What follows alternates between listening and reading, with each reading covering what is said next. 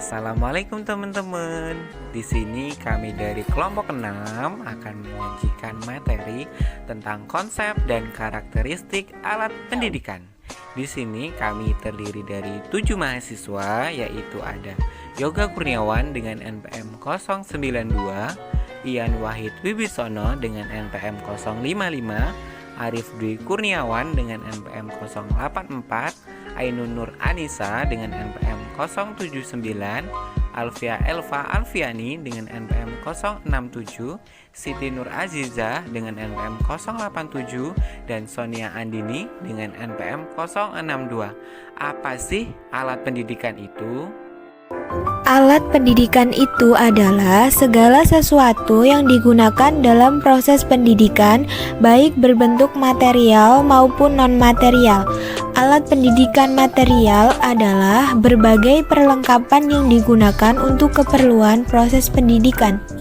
Biasanya berbentuk benda seperti sarana dan prasarana.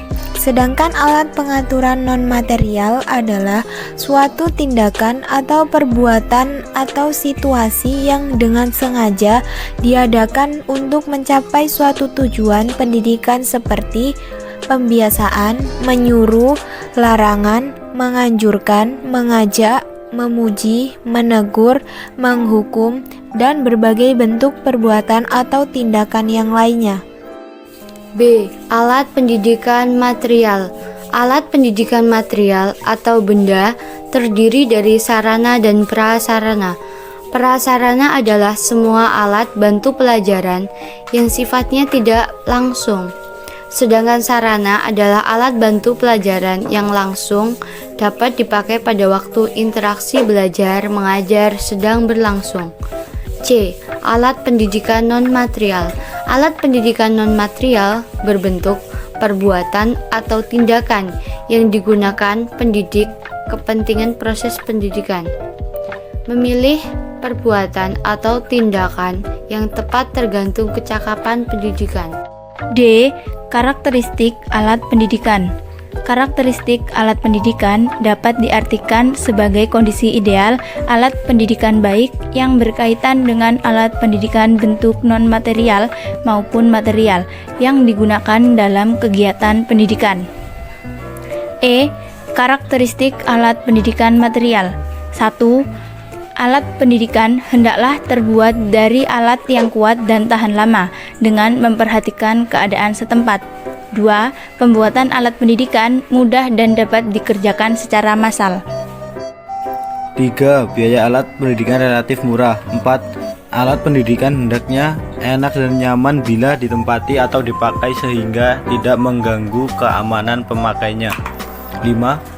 Alat pendidikan relatif ringan untuk dipindahkan. F. Karakteristik alat pendidikan non-material. 1. Perbuatan atau tindakan pendidik hendaknya dilakukan awal-awal dalam proses pendidikan dengan memikirkan terlebih dahulu tentang bagaimana cara melakukan sesuatu, karena manusia mempunyai sifat konservatif yang cenderung untuk mempertahankan atau tidak merubah kebiasaan. 2. Perbuatan atau tindakan hendaknya membiasakan terdidik atas hal-hal yang harus dikerjakan agar menjadi biasa untuk melakukan suatu secara otomatis tanpa harus diperintah orang lain. 3. Perbuatan atau pendidikan hendaknya dilakukan dengan hati-hati, baik dalam frekuensi maupun cara melakukannya. Kesimpulannya adalah alat pendidikan berperan penting dalam proses belajar mengajar untuk mewujudkan tujuan pendidikan yang sesuai dengan harapan. Karakteristik alat pendidikan menjadi bagian yang perlu dipahami oleh pendidikan dalam melaksanakan proses pendidikan.